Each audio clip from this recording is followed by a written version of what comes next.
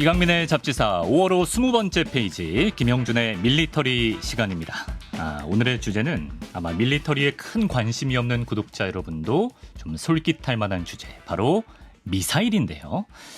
허구한 날 북한이 미사일을 쏴대는데 미사일은 도대체 무엇이며, 또 허구한 날 뉴스에 나오는 그 사진이란 영상은 어떤 의미를 가지는 것인지, 공군 관계자들에게 미사일 전문가라는 이야기도 들은 적이 있다는 CBS 김형준 국방전문기자 모시고 알아보겠습니다. 미사일 전문가님 어서 오세요. 안녕하십니까.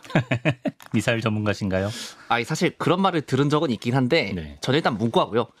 문과랑 상관이 있나? 당연하죠. 물리학을 알아야 되니까. 네. 그래서 미사일 전문가는 아니고요. 네. 기자들 중에는 잘 아는 사람이다. 이 정도 의미로 받아들여주시면 될 CBS 것 같습니다. 보도국 내에서는 그래도 내가 으뜸이다. 네. 내라고 하네. 원래 가장 좋아하는 분야는 총기였는데 네. 미사일은 워낙에 자주 거론되니까 제가 또 기자니까 필요해서 공부를 했습니다. 네, 사실 저는 수학이나 물리학 이런 거는 잘 모르는데 미사일이 또 어떻게 발전했고 또 어떻게 전쟁을 바꿔놨는지 그건 설명드릴 수 있습니다. 좋아요. 또 그게 기자가 해야 되는 일이기도 하고요. 그렇죠. 좋습니다. 일단 우리가 최근에 나온 뉴스를 가지고 약간 몸풀기 느낌으로 시작해봤으면 좋겠는데, 먼저 지난주 한겨레 기사입니다. 러시아가 우크라이나 키이우 등에 대대적인 미사일 공습을 가했지만 우크라이나는 러시아의 극초음속 미사일을 대거 요격했다고 주장했다. 러시아는 우크라이나의 패트리엇 방공망을 파괴했다고 맞섰다. 중략, 우크라이나는 러시아가 이날 쏜 극초음속 미사일 킨자를 6발 모두 요격했다고 주장했다. 킨자는 전투기 등에 탑재해 공중에서 쏘는 극초음속 미사일로 마하 5 이상의 속도로 비행한다. 사정거리는 2000km 정도로 알려져 있다. 이렇게 돼 있는데, 한마디로 이제 러시아가 미사일을 쏘고 우크라이나가 그걸 요격하는 식으로 방어했다, 이런 내용입니까? 네, 좀 이따 자세히 설명드릴 거긴 한데 이건 일단 탄도미사일입니다. 네. 쉽게 말해서 포물선을 이렇게 그리면서 지상에 있는 표적을 타격하는 거고요. 근데 이거를 지상에서 이렇게 쏘지 않고 전투기에 달아가지고 이렇게 쏜 거예요. 네. 네. 패트리엇은 뭐냐면은 탄도미사일이 그렇게 포물선으로 날아오면은 미리 이걸 탐지를 한 뒤에 어떻게 날아오는지 계산해서 그 궤도로 요격미사일을 날려서 격추시키는 겁니다. 네. 자세히 제가 설명을 안 드리는 이유는 이따 원리를 설명드리고 나서 말씀드리는 게 더 이해가 쉬워서 그렇습니다. 패트리엇 방공망에 대해서는 이따 더 알아보겠습니다. 네. 또 2주 전에는 이런 기사도 있었습니다. 우리 군이 중거리 지대공 유도미사일 천궁2 등을 활용해 북한 탄도미사일을 가정한 실제 미사일을 요격하는 훈련을 추진 중인 것으로 확인됐다. 이런 기사 내용 좀 설명해 주시면. 천궁이라는 건 우리나라에서 독자적으로 만든 항공기와 미사일 요격용 미사일입니다. 그러니까 우리 쪽으로 오는 미사일이나 항공기를 쏴서 맞출 수가 있는 거예요. 네. 근데 미사일은 엄청 빠르니까 미사일을 맞출 수 있으면 비행기도 당연히 쏴서 맞출 수 있겠죠. 그렇죠. 네. 아까 말씀드린 패트리엇은 사실 미국제예요. 성능은 좋은데 좀 비싸요. 우리나라 무기 장점 중 하나가 성능은 미국 최신 무기보다는 조금 떨어지지만 대신에 가격대 성능비가 좋다. 가성비가 좋다. 이런 식으로 어필을 하고 있거든요. 얼마 전에 그래서 UAE에 4조 원 규모 수출에 성공하기도 했습니다. 근데 2가 있으면 당연히 1도 있겠죠. 2는 개량형이고요.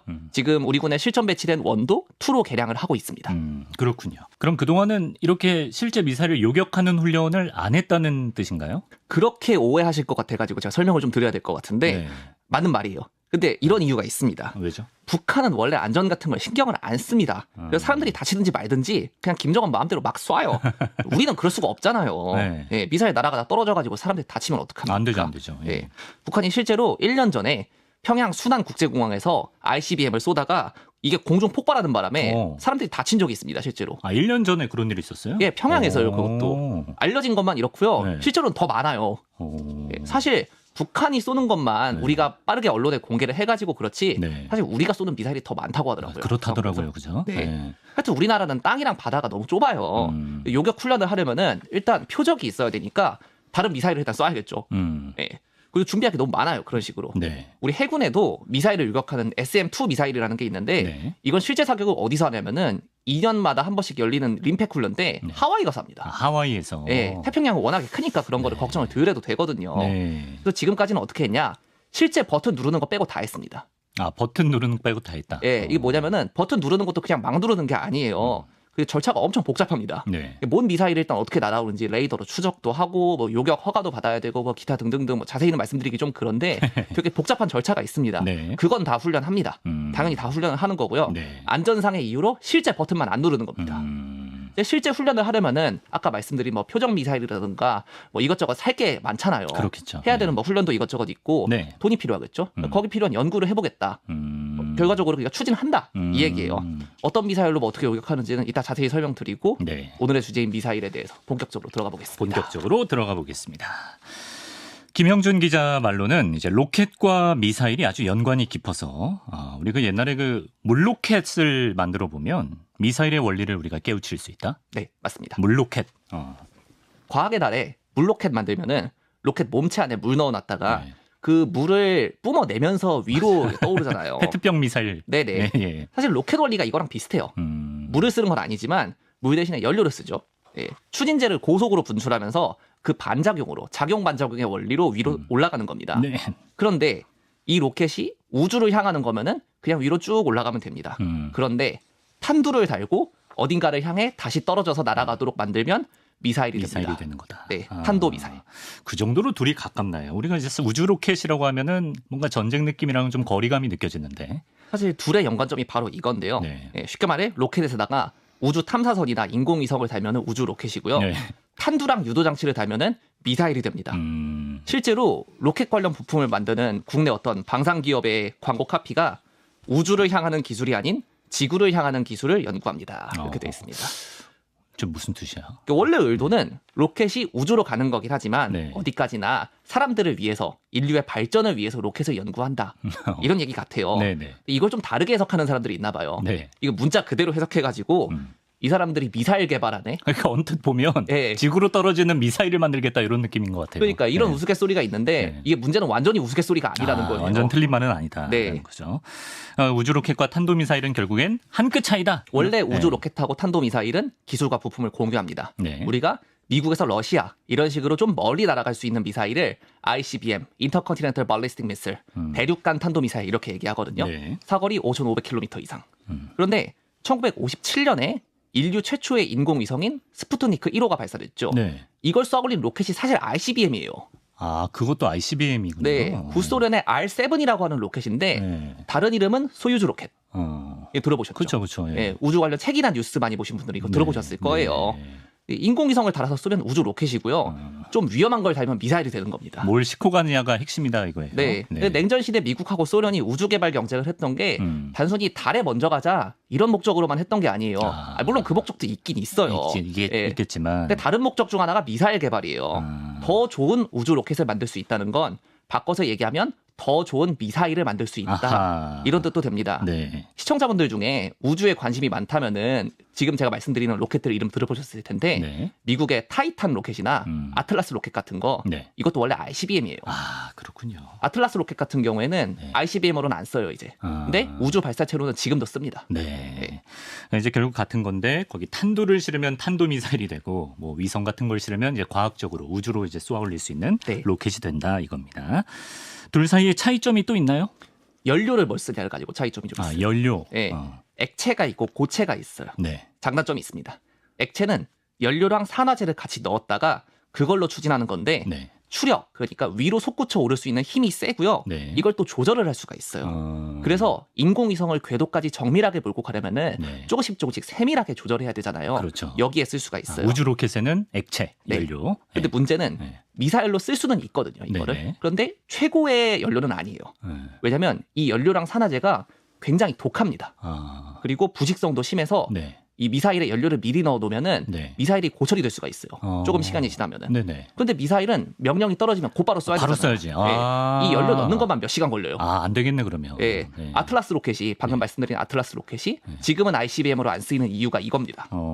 고체 연료는 연료를 겔처럼 만들어가지고 네. 안에 넣어놓거든요. 그러면 몇 년, 몇십 년씩 그냥 넣어두고 보관할 수 있어요. 네. 그런데 액체 연료랑 반대로 추력이 좀 떨어지고 이게 추력이 조절이 안 돼요. 그래요. 예, 그래서 우주 발사체로 쓰기는 쓰는데 주로 미사일에 씁니다. 미사일에 더 적합한. 그래서 미사일 만드는 나라들은 네. 보통 액체부터 먼저 시작한 다음에 그다음에 고체로 가요. 결국에는 고체로. 북한도 그렇게 하고 있고. 북한도. 네.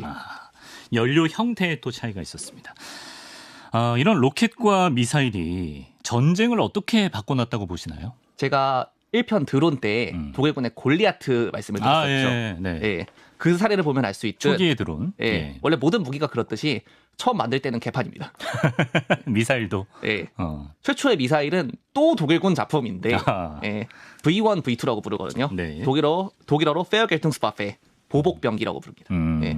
V1은 최초의 순항 미사일, V2는 최초의 탄도 미사일 이렇게 기록이 됩니다. 네. 왜 이런 게 만들어졌냐면 당시에는 미사일이 없었으니까 적에게 폭탄을 이제 배달시키려면 네. 폭격기가 직접 가서 폭탄을 떨어뜨려야 돼요. 네네. 근데 폭격기는 사람이 타잖아요. 그렇죠. 그러면 적들이 그걸 가만히 두겠어요? 아. 네. 폭격 한번 하러 가면은 당연히 적 전투기가 따라 붙으니까 네. 적 전투기를 요격하려면은 폭격기에 기관총도 달고 그리고 우리 전투기들도 호위하러 따라 붙습니다. 네. 그렇게 전투를 하는데 또 밑에서는 대공포탄이 날아오네요. 그렇지, 그렇지. 사람이 죽겠죠. 인명 피해가 생긴다. 하지만 미사일이 생김으로써 미사일이 생기면 사람이 직접 안 타면서도 그렇지. 적에게 폭탄을 배달시킬 수가 있죠. 네. 물론 이제 2차 대전 때 막 나가는 일본 제국이 있었는데 아, 카미카제.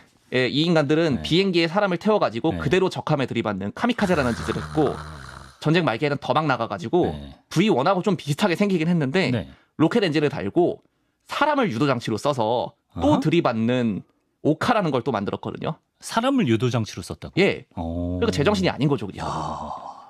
첫 시간에도 강조했듯 네. 적을 공격하면서도 우리 측 인명 피해를 줄이기 위해서 만들었는데 일본은 그냥 정신이 나간 거고요. 어쨌든 지금 이제 미사일의 가장 큰 장점이라고 한다면 이게 인명 피해를 줄일 수 있다는 거. 네. 네. 미사일 기술이 이제 점점 발전하면서 비행하는 방식도 달라져 왔겠죠. 차이가 있는데 네. 용도에 맞게 골랐어요. V1에서 일단 시작한 순항 미사일은 네. 쉽게 말해서 비행기를 미사일처럼 만들어 놓은 거예요. 농담이 아니고 실제로 원리가 비행기랑 비슷해요. 비행기에서 쓰는 터보팬 엔진이나 제트 엔진을 씁니다. 네. 그래서 비행기처럼 동쪽으로 갔다가 서쪽으로 갔다가 그렇게 빙빙 돌아서 갈 수가 있어요. 예. 대신에 탄두에 탑재할 수 있는 폭탄의 양의 한계가 있습니다. 왜냐하면 엔진 추력이 탄도미사일처럼 막 엄청 센 게 아니에요. 아, 네. 속도가 느리니까 방어하는 사람 입장에서는 네. 요격이 조금 더 쉬운 것도 사실이고요. 네네. 그러니까 또 그거를 피하려고 네. 또 C 스키밍이라는 방법이 나왔거든요. 씨 스키밍. 네, 이게 뭐냐면 네. 항모 때도 말씀드렸듯이 지구는 둥그니까 레이더가 됐든 간에 사람 눈이 됐든 간에 일정 거리 이상 떨어지면 일정 고도 이하 물체를 못 봅니다. 예, 예, 예. 예, 지금 그래픽으로 보실 수 있을 텐데요. 네. 그러면 미사일이 네. 바다나 땅 위에 한 50m쯤 떨어져가지고 바짝 붙어서 날아오면 안 아주 보이겠네. 가까이 와야 탐지가 됩니다. 가까이 오기 전엔 안 보이니까. 그렇죠. 모르는 거죠. 예. 그러니까 요격 가능한 시간이 매우 짧아지는 건데 오. 원래 미사일의 요격 시간은 초 단위로 갈리거든요. 네네. 진짜 짧은 시간에 격추를 시켜야 돼요. 네. 그리고 또 이런 게 한두 발까지는 어떻게 되는데 네. 수십 배씩 날아오면 또 얘기가 달라집니다. 방어하기가 진짜 어렵겠네요. 정말 어렵죠. 예. 근데 우리 뉴스에서 보면 가끔 이제 우크라이나 뭐 아파트 같은 데 미사일이 떨어졌는데 러시아 쪽에서는 이거는 오폭이다. 이렇게 발뺌인지 진짜인지 아무튼 이렇게 입장을 발표한단 말이에요. 근데 요즘 같은 기술의 미사일이 정확도가 이렇게 떨어질 수가 있는 거예요? 그런 미사일은 대부분 탄도 미사일인데 네. 그럴 수는 있습니다. 유도장치 품질이 좀 떨어질 수는 있는데 네. 러시아 특성상 거짓말일 가능성이 높습니다. 원래 민간인 네. 공격하면 안 되는데 그걸 일부러 하는 놈들이 있습니다. 아, 일부러. 네. 그리고 유도장치 잘 만들면은 원하는 표적만 골라서 맞출 수가 있어요. 미국의 토마호크 순항 미사일 같은 경우에 원형 공사로차 이걸 CEP라고 하는데 네. 1m입니다. 이게 뭐냐? 표적 반경 1m 안에 들어간다는 얘기예요.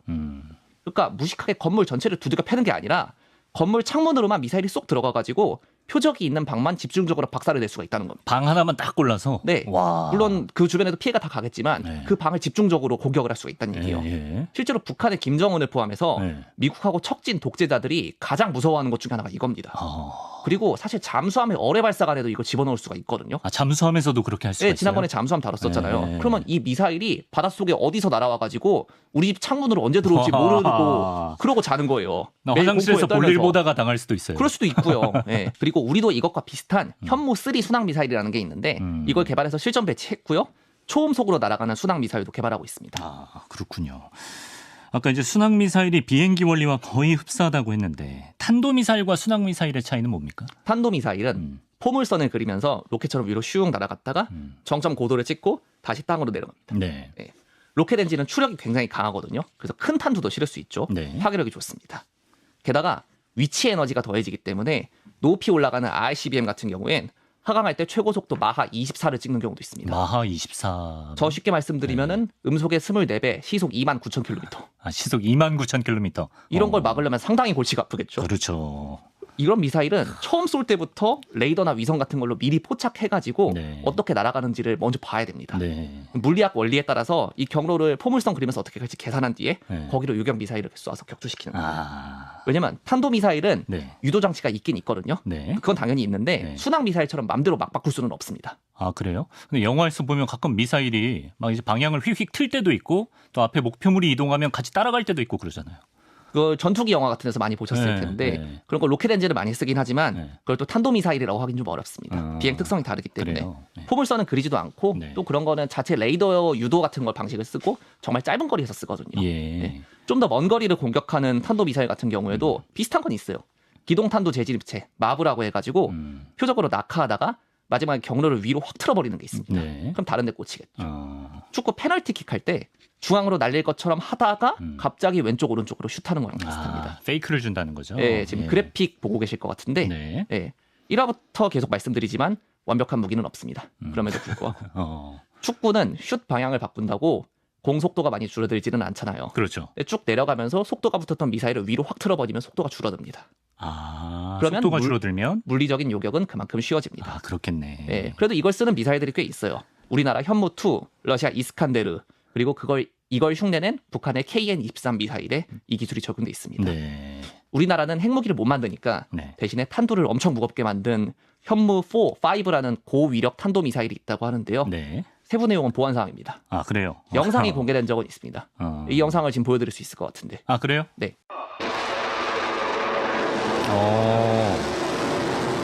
그럼 설명 좀 해주세요, 김 기자. 이 미사일이 네. 쉽게 아까 말씀드린 탄두를 엄청 무겁게 만들어서 위력을 높게 만든 미사일입니다. 네네. 보통 탄도 미사일에는 핵무기를 탑재하는 경우가 많은데 우리나라는 핵을 못 만드니까 대신 정밀하고 그리고 그냥 재래식 폭발력으로도 위력이 높게. 다만 이게 고위력 탄도 미사일이라고만 발표가 됐고 네. 현무 4다 5다 이런 얘기가 있는데 네. 공식적으로는 이름이 뭔지 공개된 바 공개되지는 없습니다. 않았고. 네. 그렇군요. 또 영상까지 함께 시청을 했습니다. 그야말로 뭐 창과 방패의 대결이다 이런 생각이 드는데 그럼 뭐 미사일에 대한 방패는 또 어떤 게 있습니까? 원래 모든 무기 개발은 창과 방패의 대결입니다. 그렇군요. 좋은 무기가 나오면 좋은 방어 수단이 나오고요. 그렇겠죠. 좋은 방어 수단이 나오면 다시 뚫는 무기가 나오는 일이 계속 반복됩니다. 네. 네. 대표적인 방어 시스템 가운데 우리한테 친숙한 게 세 가지가 있어요. 이지스가 있고 네. 사드가 있고 네. 패트리엇이라고 있습니다. 네. 먼저 이지스는 우리에게는 이지스 함이라는 말로 더 유명할 텐데 맞아요. 네. 이게 이지스 함이라고 하는 이유가 있어요. 네. 이지스라는 거는 특정한 무기 체계가 아니고요. 네. 일종의 전투지휘 시스템에 가깝거든요. 주로 해군 군함에 실려서 운용됩니다. 바다에서 미사일 탐지하는 거요. 네. 사실은 제가 이 녹화를 하기 3일 전에 해군에서 이지스함을 타고 왔습니다. 직접 또 군함을 마을버스 타듯 하는 남자입니다.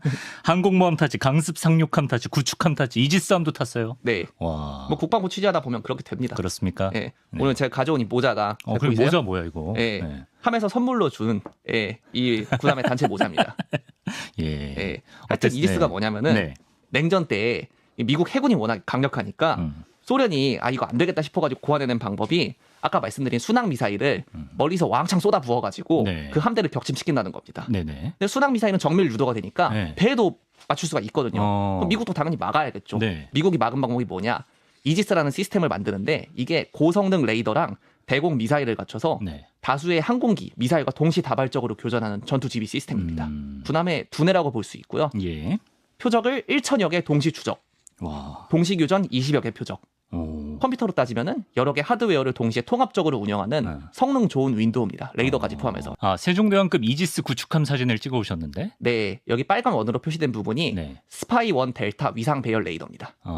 그런 교전을 가능하게 하는. 네. 제가 이 함 전투 지휘소에 다녀왔거든요. 네. 근데 영상으로는 이제 보안이라서 좀 이제 모자이크가 많이 돼 있긴 한데 네. 영상으로 한번 직접 보시죠.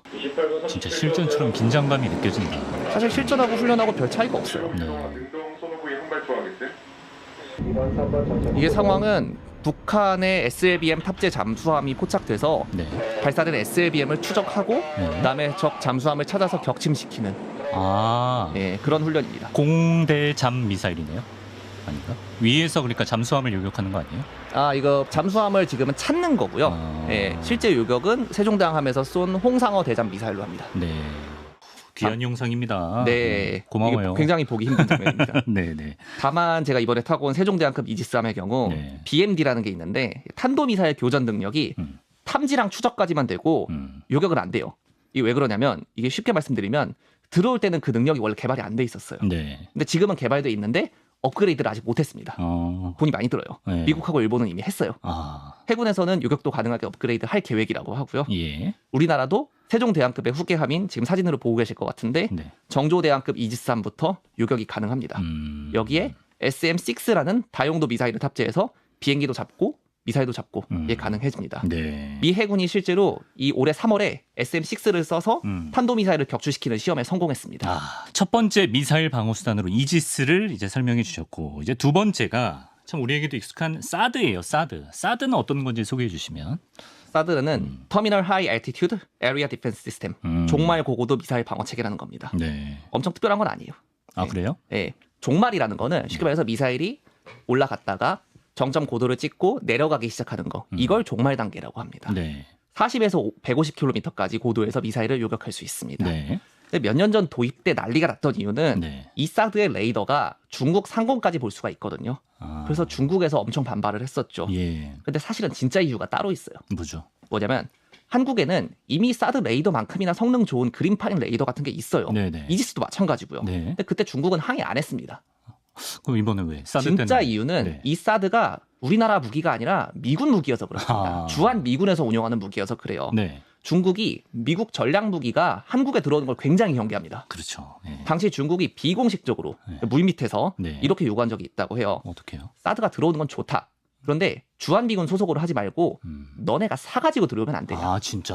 이런 식으로 비공식적으로 요구한 적이 있었다고 해요. 사드 자체가 핵심 문제가 아니었네. 네, 주한미군이 운영한다는 게 핵심입니다. 네. 물론 미국은 노림수가 있는데 네. 이 좋은 레이더를 사드로만 쓰는 게 아니라 네. 좀 이따 말씀드린 패트리엇에 연동해서 좋은 레이더로 여러 군데서 막자 이런 방안을 지금 추진하고 있습니다. 그러면 사드만 있으면 우리나라는 미사일 다 막을 수 있습니까? 못 막습니다. 못 막습니까? 사드가 40에서 150km 고도를 막을 수 있다는 걸 바꿔서 얘기하면 40km 이하는 사드가 못 막습니다. 아 낮게 오는 거. 네, 기술적인 문제가 있어요. 네. 여기서 말씀드리긴 좀 복잡하고 북한이나 중국에서 우리나라로 미사일이 나오면 보통 그거보다 밑으로 날아옵니다. 아 그래요. 네, 왜냐면 밑으로 날아올수록 탐지가 안 되니까요. 밑으로 날아오면 어떡해요?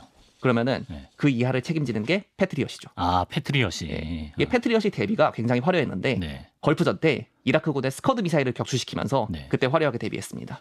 그리고 최근에는 아까 나왔듯이 우크라이나에서 러시아 공중발사 탄도미사일 킨자를 격추시켰습니다. 아 처음에 제가 소개해드렸던 기사. 네. 그 기사에서는 네. 극초음속 미사일이라고 했는데 네. 아닙니다. 아. 네, 극초음속 미사일은 그런 무기가 아닙니다. 네네. 그래도 장점이 있는데 네. 일단 미사일이 지상 말고 하늘에서 발사되잖아요. 그러면은 어디서 쐈는지 찾기가 좀 힘들어요. 네네. 네, 그러니까 경로를 계산하기도 어렵고 또 미사일이 위에서 땅에서 위로 올라가는 게 아니라 처음부터 위에서 발사되니까 네. 속도도 더 붙고 사거리도 늘어날 수밖에 없어요. 아. 근데 우크라이나 공군 소속 패트리엇이 바로 이번 달 5월에 키이우 상공에서 그걸 격추시켰습니다. 오. 그러면서 명불허전의 성능을 보여줬죠. 아 패트리엇의 위력을 보여줬다. 네. 대단하네요. 고도 40km 이하는 패트리어트가 책임져 준다는 거고요. 우리나라에도 있나요? 그러면? 있습니다. 네, 있군요. 수량하고 장소는 보안 사항이라 제가 자세히 말씀 못 드리는데 우리나라에도 몇 대 있고요. 네. 그 대통령을 지키기 위해서 서울의 몇몇 산에도 있습니다. 그쪽에. 네. 그리고 패트리엇 같은 거를 우리도 만들어 보자 해서 만든 게 처음에 소개드렸던 천국이고요. 아 그렇군요. 언뜻 기억나는 게 저번에 김 기자가 그 원래 사람들이 맨날 치고받고 싸우다가 미사일 때문에 그 싸우는 게 줄어들었다 이런 말을 했던 기억이 나거든요. 네, 맞아요. 근데 요즘 세상 돌아가는 꼴을 보면 더 싸우는 것 같은데 이거 어떻게 된 겁니까? 이게 덜 싸우는 겁니다. 아, 이게 덜 싸우는 거다. 네. 원래는 더 싸웠을 거다 미사일 없었으면. 미사일은 그 특성상 쏘는 입장에서 굉장히 유리하고 막는 입장에선 고생하는 무기입니다. 미사일은 사람이 안 타잖아요. 그렇죠. 가다가 중간에 취소할 수는 있는데 그것도 취소가 되는 타이밍이 있고 낙장 불입이 들어가는 타이밍이 그치, 있습니다. 촌각을 다투니까. 네. 근데 핵무기랑 미사일이 실용화된 시기가 비슷하거든요. 네. 그러니까 냉전 때 미사일에 핵무기를 싣는 방법이 개발이 됐습니다. 그런 상황에서 한번 생각을 해보세요. 네. 만약에 핵무기를 탑재한 미사일이 우리 쪽으로 날아오는 걸 포착했다고 칠게요. 네. 실제로 러시아에서 미국까지 가는데 한 30분 걸려요. 네. 그러면 그 30분 사이에 미국도 자기 핵무기를 쏴서 대응을 하겠죠. 대응해야죠. 예. 그게 핵전쟁으로 번지면 다 죽는 겁니다. 네. 이게 무서우니까 서로 미사일을 갖고는 있되 잘 안 쏘게 되는 거죠. 잠수함 말씀드릴 때 말씀드렸던 상호 확증 파괴, 네. 레드라고 불리는 네, 그겁니다. 네. 잠수함이 그런 무서운 미사일과 핵무기를 가지고 바닷속에 숨어 있으니까 오히려 서로 핵전쟁을 못하게 되는 겁니다. 다만 이제 이런 비극이 있는데 비극이요. 미국하고 소련이 서로 핵전쟁을 못하니까 오히려 핵무기를 사용하지 않고 다른 나라를 내세워서 무력 분쟁을 하거나 혹은 아예 핵무기 없이 그냥 무력 분쟁을 하거나 이런 경우가 늘어나요. 그냥 하는 말이 아니고 네. 이게 국제정치학의 이론으로 있는 말인데 안정 불안정의 역설이라고 합니다. 안정 불안정의 역설. 예. 예시가 멀지 않은 곳에 있는데 네. 6.25 전쟁이 있고 베트남 전쟁이 있고 그렇지. 또 최근에 우크라이나 러시아 전쟁이 있어요. 원래 인류의 모든 과학기술은 전쟁 때문에 발달했다는 말이 있는데 굉장히 슬픈 현실이죠. 그렇죠. 예. 핵무기를 쓸 수 없는 상황이 되면서 오히려 핵을 쓰지 않는 온갖 분쟁 전쟁이 곳곳에서 일어나고 있다. 맞습니다. 인간은 전쟁을 끊고 살 수 없나 봐요. 그죠? 그러게 말입니다. 참 슬픈 일이에요. 그렇습니다. 자, 이렇게 미사일에 대해서 알아봤고요. 오늘 마치면서 이제 다다음 주에 나올 주제도 생각해 보셨나요? 네, 일단 저를 이렇게 살게 만든 예. 개인화기 총기에 대해서 알아보겠습니다. 총기. 네. 조금 과장을 못해서 저는 인생의 절반 이상을 총과 함께 살았는데 네. 미사일 같은 커다란 무기체계에 관심 있는 분들도 분명히 계실 거예요. 사실 저는 근데 그건 그냥 필요해서 공부를 한 거고요. 네. 개인적인 관심은 총기부터 시작을 했어요. 근데 다만 여태까지 나온 것 중에 무슨 총이 제일 좋다 이런 식의 엉터리 같은 얘기는 그냥 가급적 안 하고 네. 유명한 총들이 어떤 목적으로 개발됐고 또 어떤 이유에서 대세가 됐고 그런지 이런 배경 이야기를 궁금해하실 만한 이야기를 자세히 해드릴게요. 좋습니다. 저희 에디터가 그러는데 김 기자 그 땡톡 프로필 사진도 총 쏜 사진입니까? 아, 예, 그렇습니다. 뭐 미사일을 쏠 수는 없으니까. 예. 좋습니다. 다음 시간도 기대해 보면서 CBS 보도국에서 제작국으로 파견 나온 국간 탄도 미사일 김영준 기자와 미사일에 대해 알아봤습니다. 김 기자 고맙습니다. 감사합니다.